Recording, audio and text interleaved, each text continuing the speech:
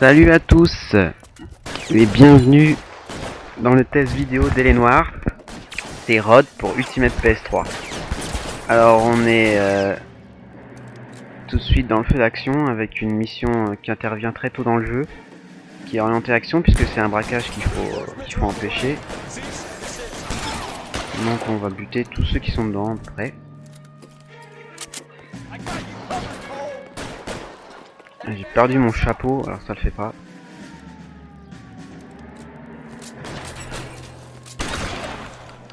Foiré mon chapeau. Voilà.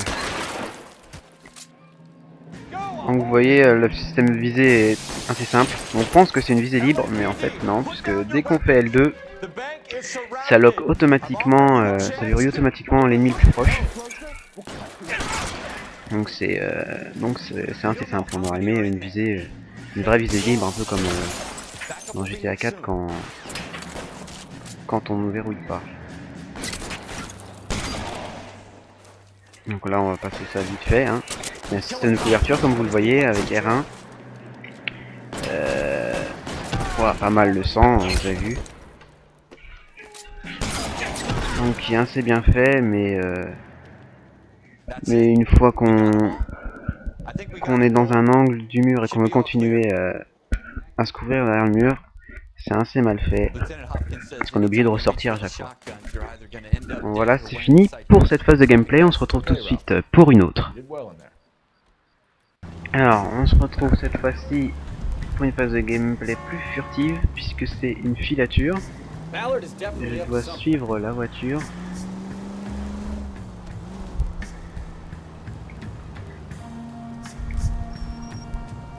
On peut centrer la vue sur la voiture qu'on a à suivre en restant appuyant sur rond, et comme vous l'avez vu juste à l'instant, si on est trop près, la voiture se met à clignoter sur le radar. Donc faut ralentir. Là je le refais une nouvelle fois exprès pour vous montrer. Voilà. On va voir où c'est que ça va nous mener.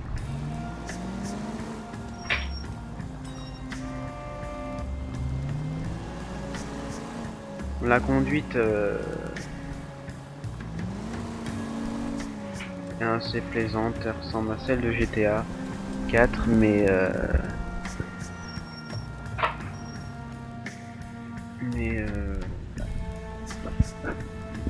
un petit peu plus de mal à tourner peut-être à cause des voitures de l'époque. Mais c'est quand même très bon. C'est pas vraiment défaut dessus. Donc là, la dame est sortie de la voiture et on doit la suivre sans se faire repérer. Donc on va prendre un chemin. On est rentré et on va aller espionner, la conversation téléphonique.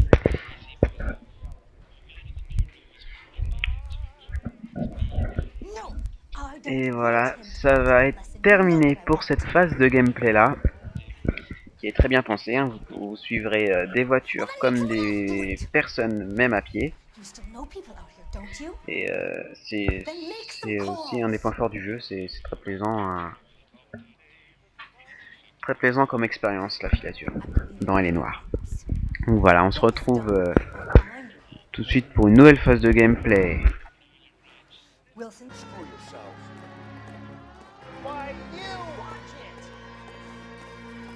Alors on se retrouve pour une autre affaire qui va être très rapide dans tous les sens du terme, puisque c'est une poursuite à pied cette fois-ci, qui va se terminer aussi par une bagarre. Donc ce sera l'occasion de vous montrer le gameplay du combat à main nue.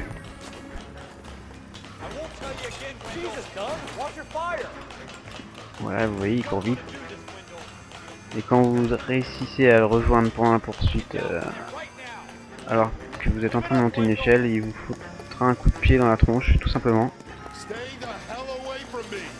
Donc c'est un petit peu scripté pour arriver à la conclusion prévue par le jeu, quoi.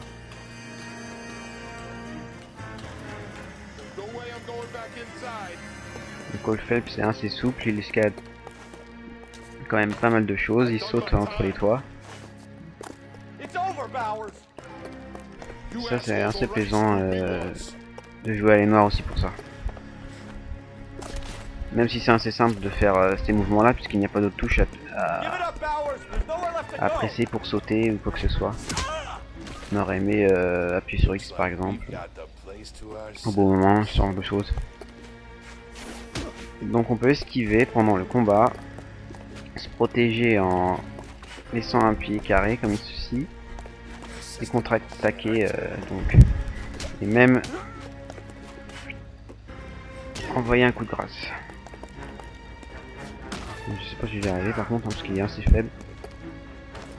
Je peux même saisir l'adversaire également. Hop, le coup de grâce.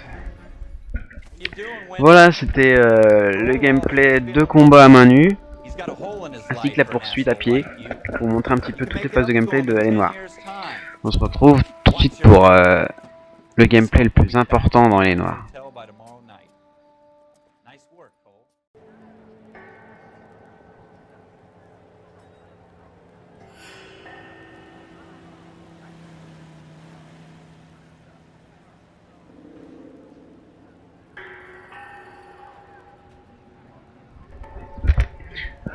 Hop, on se retrouve pour la dernière phase de gameplay de cette vidéo, et la plus importante, puisque c'est tout simplement l'investigation et les interrogatoires.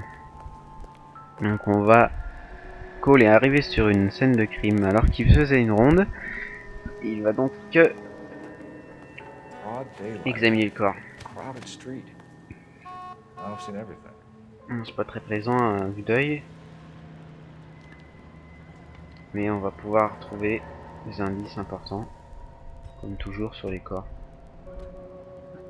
Il y a plusieurs éléments à inspecter. Certains n'offrent aucun indice, d'autres oui. Donc ici ce sera dans les poches qu'on trouvera ce qu'on recherche. Voici avec un reçu.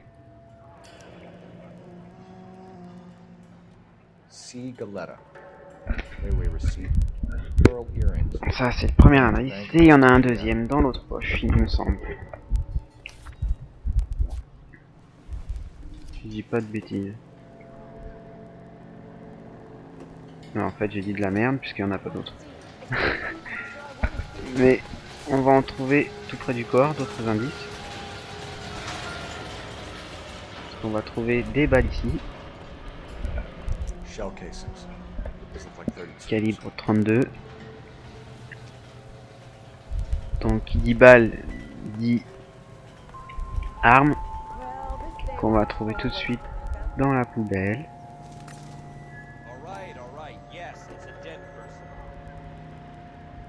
Donc voilà,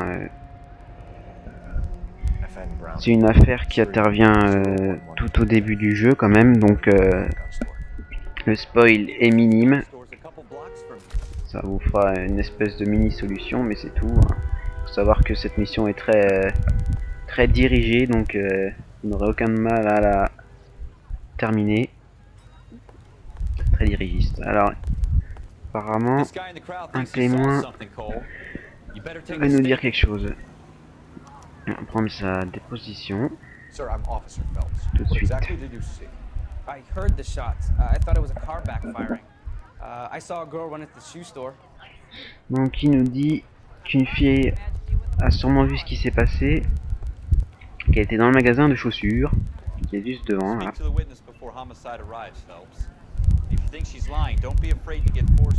Notre partenaire nous conseille d'aller l'interroger et de ne pas l'accuser sans preuve. Il nous fait un petit peu topo de ce qu'il faut pas faire quand on mène un interrogatoire. On va tout de suite aller le faire, cet interrogatoire. Donc là aussi c'est sans spoil, du moins minime, puisque quand vous jouerez, toutes les réponses vous seront données. Mr. Gage's first name. Donc voilà, Everett. And you are? Galleta. j'aimerais. C'est là que j'aimerais bien passer des petites scènes cinématiques pour pouvoir aller plus vite, mais bon, c'est pas grave. On va prendre son témoignage pour commencer. You think you could tell me exactly what happened? Donc vous pouvez voir un petit peu d'aliasing dans les scènes cinématiques. Et encore, vous n'avez pas vu des bugs puisqu'il y en a pas mal aussi dans le jeu. C'est là les principaux défauts du jeu.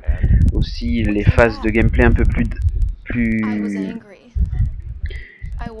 vivantes, avec plus d'actions qui sont pas forcément extrêmement bien faites. Mais c'est quand même assez bon dans l'ensemble. Hein. Donc là, le jeu nous dit qu'il va falloir sélectionner mensonge.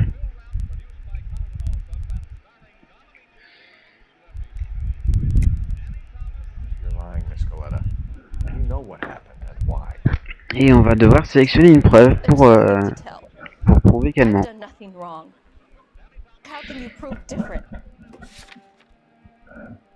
Je sais pas si vous avez entendu tout à l'heure, mais l'ambiance musicale générale du jeu est extrêmement bonne. C'est un C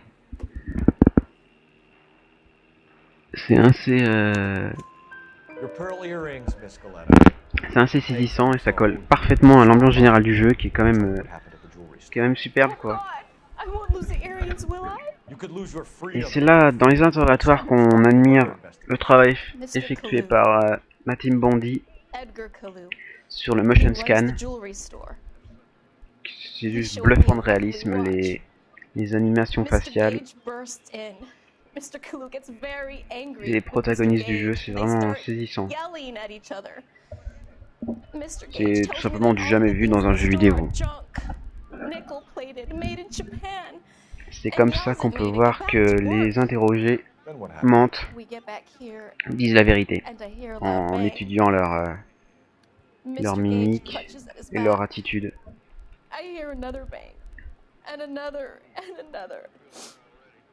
Donc on va se quitter là-dessus. Ça va marquer la fin de notre test d'L.A. Noire, qui est vraiment le jeu du moment, qui est sans doute mon jeu de l'année d'ailleurs. Et c'est plus qu'un jeu, c'est une véritable expérience vidéoludique que je vous invite tous à tenter.